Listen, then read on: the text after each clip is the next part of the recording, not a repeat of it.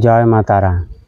মা তারা অ্যাস্ট্রোলজি চ্যানেলের পক্ষ থেকে সবাইকে জানাই আন্তরিক শুভেচ্ছা। আজকে আমি যে বিষয়টি নিয়ে কথা বলবো সেটি হলো একটি খুব ইম্পর্ট্যান্ট বিষয়, রাজ্য এবং রাজনীতি নিয়ে। আমাদের যে 2012 সাল থেকে 2025 সাল পর্যন্ত মমতা ব্যানার্জি যে সরকারের পতনের কারণ কি কি আছে এবং এই মমতা ব্যানার্জির সাথে ভবিষ্যতে কি কি ঘটতে চলেছে, এবং এই মমতা ব্যানার্জির যে সরকার তৃণমূল যে 2011 সালের পর থেকে যে এসেছে, সে আসার পর মানুষের কি উন্নতি হয়েছে না অবনতি হয়েছে, সেই বিষয়ে আমি কিছু কথা বলছি এই ভিডিওর মাধ্যমে। আপনারা দেখতে থাকুন মা তারা অ্যাস্ট্রোলজি চ্যানেল।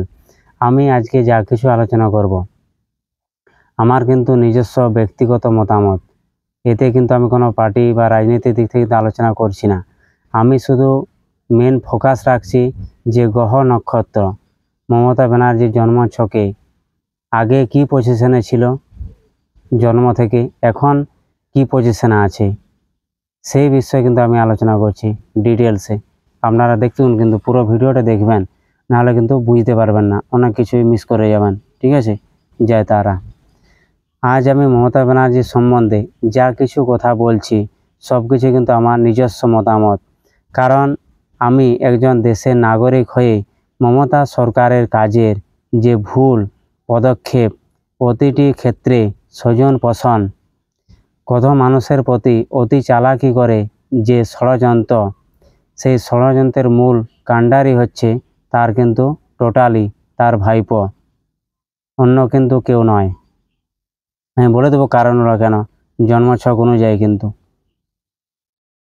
এখানে আমি থামছি, কারণ আগে আমি কিছু বলার আগে যে দেখে নি যে মাননীয় পশ্চিমবঙ্গের মুখ্যমন্ত্রী তথা স্বাস্থ্যমন্ত্রী তথা পুলিশ মন্ত্রীর জন্মছকে কি এমন যোগ রয়েছে যে 2012 সালের আগে যে মমতা ব্যানার্জি ছিল, যে অন্যায় দেখলেই রুখে দাঁড়াতো, তার মধ্যে যে তেজ পরাক্রম, মানুষের প্রতি যে ভালোবাসা এবং একনিষ্ঠ যে বোধ, তা এক নিমেষেই কীভাবে হারিয়ে গেল। তার জন্য কিন্তু আমি প্রথমে বলছি থামছি, কিন্তু ওইখান থেকে কিন্তু শুরু করো পরে, আমাকে দেখে নি।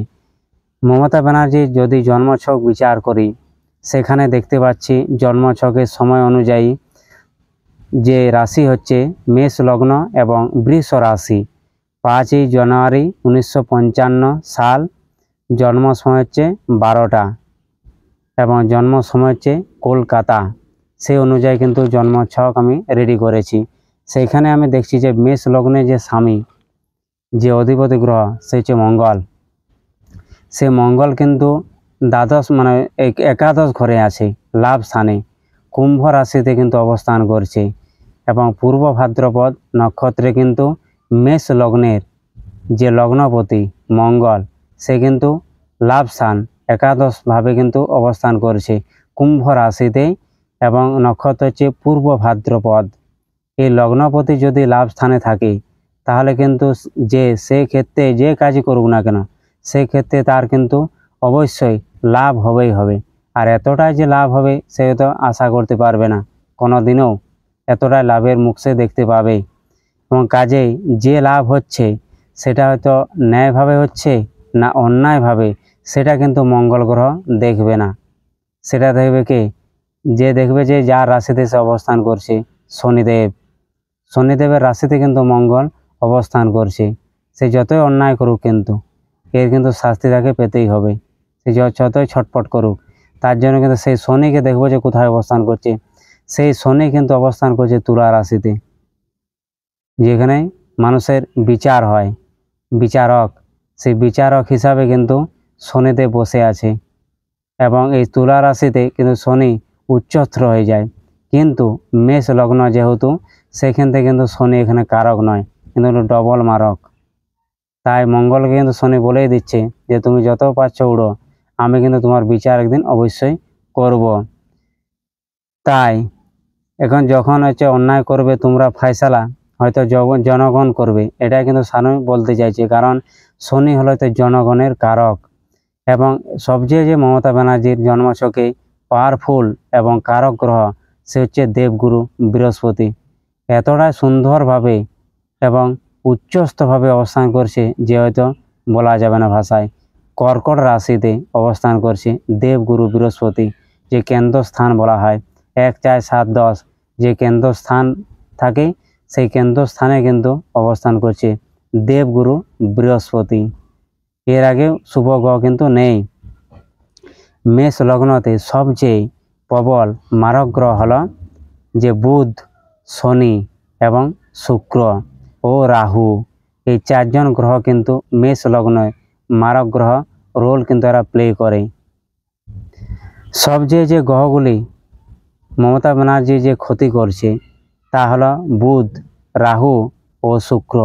এই 3টি গ্রহ কিন্তু সবচেয়ে বেশি ক্ষতি করছে মমতা ব্যানার্জি।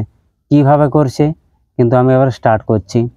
শুক্র কিন্তু এখানে রাশিপতি হয়ে, রাশিপতি লগ্ন কিন্তু মেষ, সে লগ্নের কিন্তু যে লগ্নপতি সে হচ্ছে মঙ্গল, তার যে রাশি যে মনের কারক সে কিন্তু শুক্র।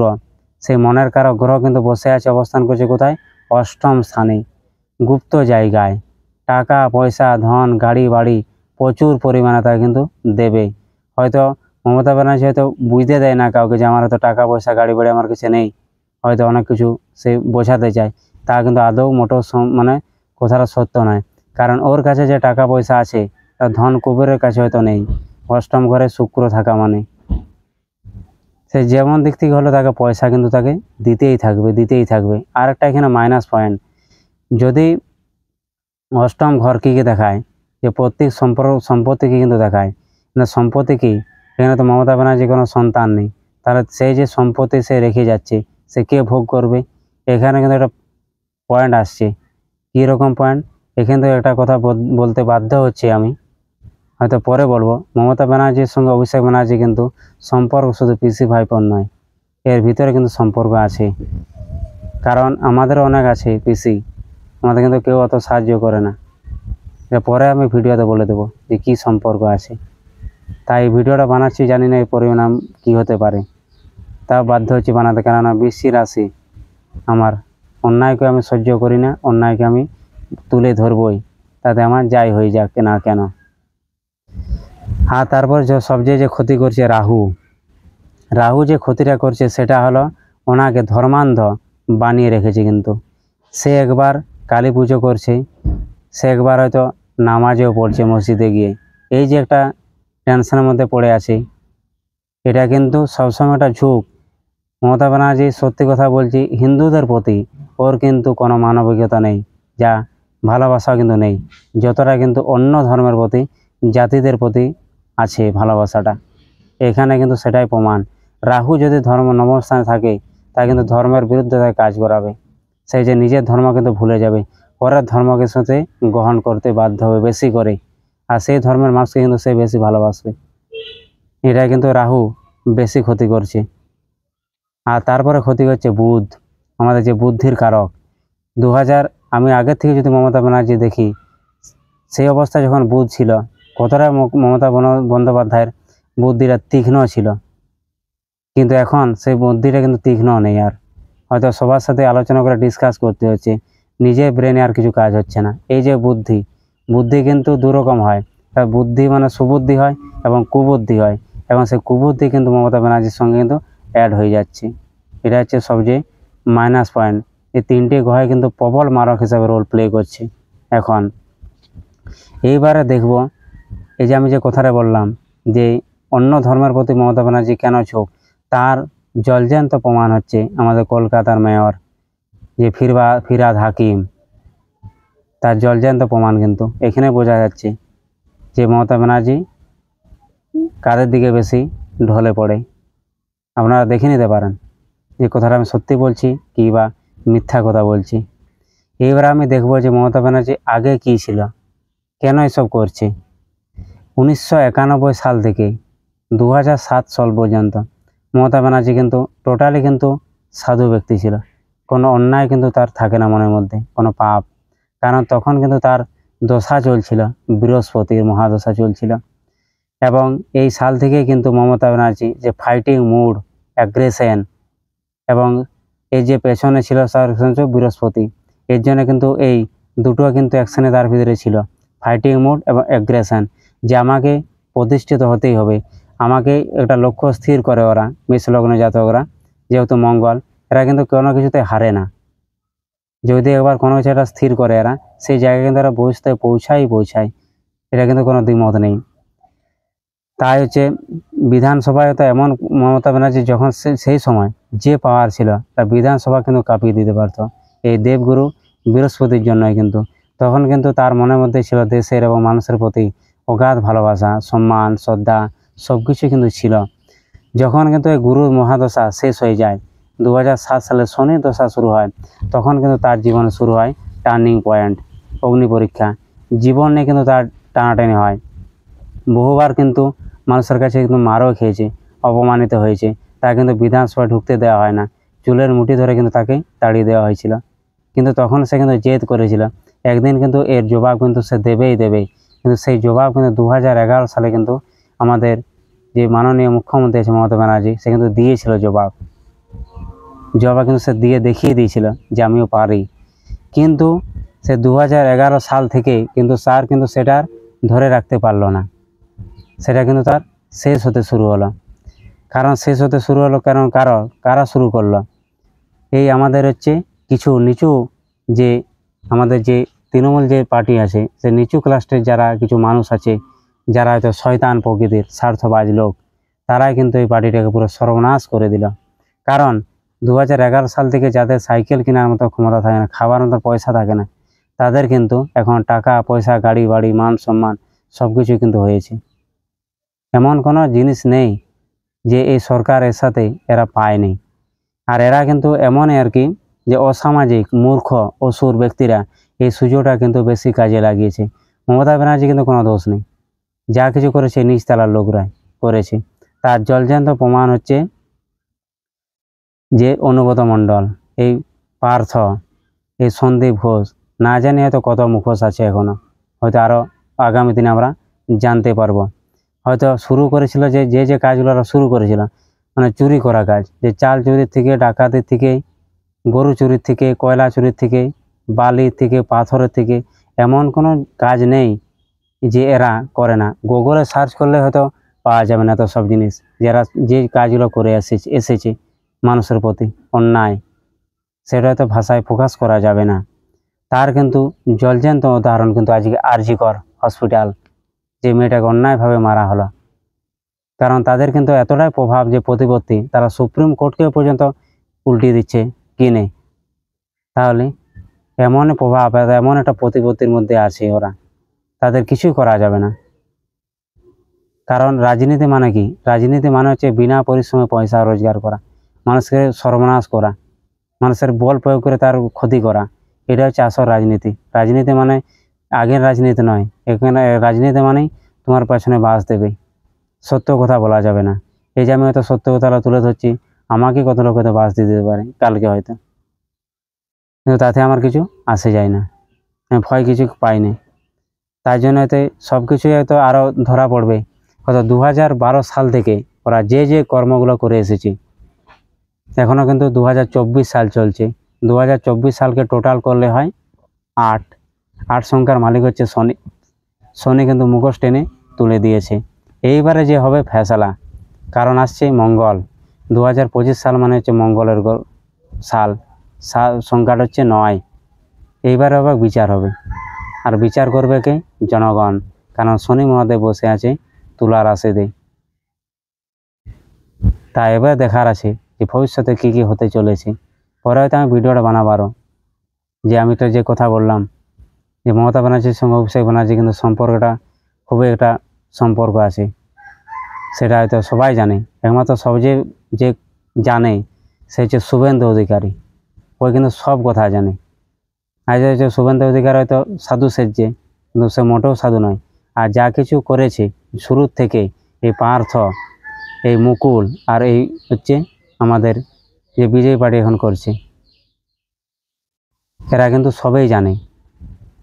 তার জন্য হয়তো বিধানসভায় যে দুদিন আগে সেটা রেপ কেসের ফাইল নিয়ে হয়তো দুজনের মধ্যে কথা কাটাকাটি হচ্ছিল, সেখানে ভিডিওটা ফলো করলে তোমরা বুঝতে পারবে যে মমতা ব্যানার্জি হয়তো চুপ হয়ে যাচ্ছে শুভেন্দু অধিকারী যখন বক্তৃতা দিচ্ছে, কারণ একে অপরের প্রতি জানে তো কমজোরিগুলো দুজনের।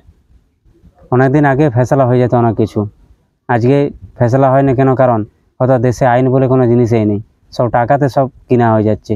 সিবিআই বলো, ইডি বলো, এরা কোনোদিন কোনো কিছু করতে পারবে না, এরা শুধু প্রমাণই করতে পারবে না মানুষকে যারা অন্যায় বা দোষী। কারণ পার্থ কত মানুষের হচ্ছে শিক্ষিত বেকার যুবক সমাজটাকে পুরো ধ্বংস করে দিচ্ছে। একটা পার্থ ও শিক্ষামন্ত্রী, নিজের কোনো শিক্ষা নেই, কি দেশের শিক্ষা দেবে সে? তাকে মন্ত্রী করেছে, তাহলে এত এত অন্যায় করেছে। গুগলে সার্চ করলে হয়তো এদের অন্যায়গুলো হয়তো ধরা পড়বে না, এত এত অন্যায়। আর আগামী দিনে আমাদের কি দেখতে হবে সেটাই দেখার আছে। এখন সবসময় একটা মানুষের সবাই ভাবছে যে পশ্চিমবাংলায় কিন্তু আগামী দিনে বসবাস করা খুবই কিন্তু ক্রিটিক্যাল জিনিস, যা পরিস্থিতি আসছে। আজ যদি আরজি করের ঘটনার যদি সুবিচার না পায় ওই মেয়েটা, তাহলে কিন্তু জেনে রাখবে একটা কথাই বলছি আমি, যে দেশে কিন্তু আইন বলার কিছু জিনিস থাকবে না। তাহলে পশ্চিমবাংলায় কিন্তু বাস করা খুবই দুষ্কর ব্যাপার। অনেক কিছু সমাধান হয়ে যেত যদি আমাদের প্রধানমন্ত্রী নরেন্দ্র মোদী যদি একটু ঠিক থাকতো।